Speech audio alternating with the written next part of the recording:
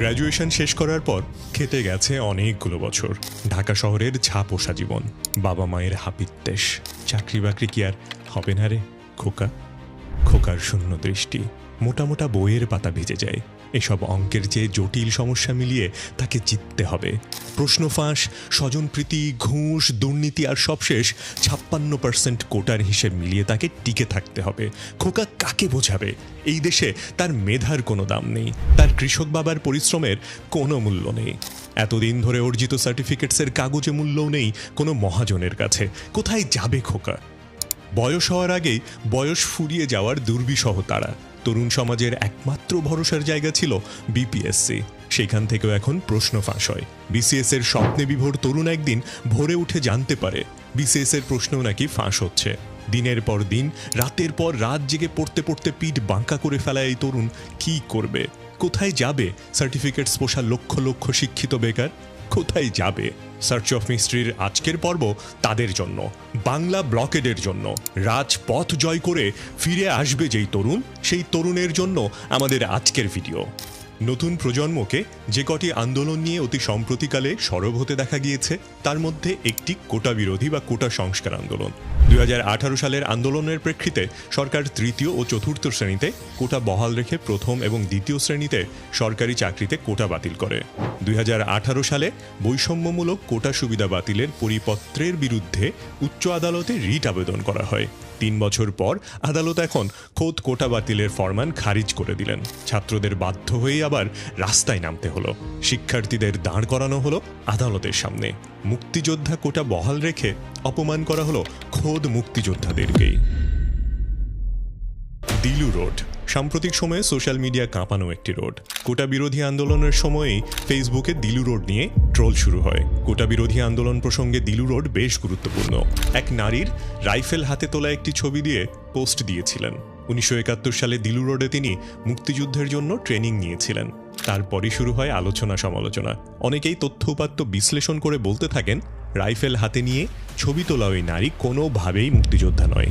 এই আক্রোশ আসলে মনস্তাত্ত্বিক। গত কয়েক বছর ধরে মুক্তিযুদ্ধ আর মুক্তিযুদ্ধ কোটাকে এমনভাবেই অপব্যবহার করা হয়েছে, তাতে সাধারণ মানুষের ভিতরে এক ধরনের অবিশ্বাস সৃষ্টি হয়েছে। মুক্তিযোদ্ধাদের প্রকৃত সংখ্যা বা ভুয়া মুক্তিযোদ্ধা নিয়ে সরাসরি কথা বলা যায় না বলেই ভিন্নভাবে দিলু রোড নিয়ে এত ট্রোল হয়েছে। তরুণ সমাজের এই বিরোধ আসলে আমাদের চলমান সিস্টেমের প্রতি। তারা রাষ্ট্রের সাথে অধিকারের প্রশ্নে আর আপোষ করতে চায় না। মুক্তিযুদ্ধের সূচনা হয়েছিল যেই বৈষম্যের বিরুদ্ধে, সেই বৈষম্য তারা ভেঙে দিতে চায়। অবশ্যই বীর মুক্তিযোদ্ধারা জাতির সূর্য সন্তান। এদেশের নরম পলিমাটির সাথে মিশে আছে তাদের রক্ত। তাদের ঋণ অস্বীকার করার কোনো উপায় নেই। স্বাধীনতার পর থেকেই চালু ছিল মুক্তিযোদ্ধা কোটা।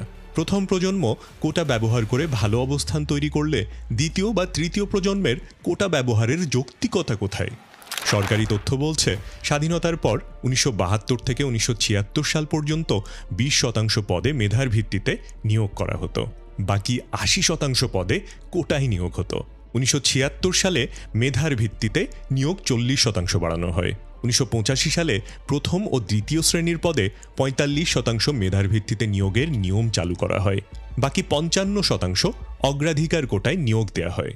এই অগ্রাধিকার কোটার মধ্যে রয়েছে 30% মুক্তিযোদ্ধা, 10% নারী, 10% জেলা কোটা এবং 5% ক্ষুদ্র নৃগোষ্ঠী। পরে 1% পদ প্রতিবন্ধী প্রার্থীদের দিয়ে পূরণের নিয়ম চালু করে মোট কোটা দাঁড়ায় 56%। অর্থাৎ শুরু থেকেই মুক্তিযোদ্ধা কোটা ছিল।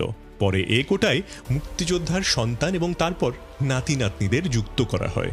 এই কোটা ব্যবস্থার ফিরে আসা বা বহাল রাখা মানে মেধাবীদের 100টি পদের 56টিতেই অযোগ্য হয়ে যাওয়া। তাছাড়া কোটার মধ্যে বেশিরভাগ সময় যোগ্য লোক পাওয়া যায় না। প্রতি বছর শূন্য থেকে যায় কয়েক হাজার পদ। অথচ আজ শিক্ষিত তরুণ তরুণীদের ঘরে গঞ্জনা। বাহিরে কম্বল এনেছিলাম, তাহলে আমার কম্বলটা কোথায়? তখন তিনি বঙ্গবন্ধু শেখ মুজিবুর রহমান এই কথাটা বলতে বাধ্য হয়েছিলেন। বিসিএস এর 2022 সালের প্রতিবেদন মতে প্রায় 41% তরুণ এখন নিষ্ক্রিয়। 15 থেকে 24 বছর বয়সসীমার এই নিষ্ক্রিয় তরুণের সংখ্যা প্রায় 1,29,00,000। জাতীয় বিশ্ববিদ্যালয়ের অধীনে কলেজগুলো থেকে পাশ করা শিক্ষার্থীদের 3 ভাগের 2 ভাগই বেকার। অন্য আরেকটি প্রতিবেদনে বলা হয়েছে, বাংলাদেশের উচ্চশিক্ষা অর্জন করা 47% শিক্ষার্থী বেকার থাকছে।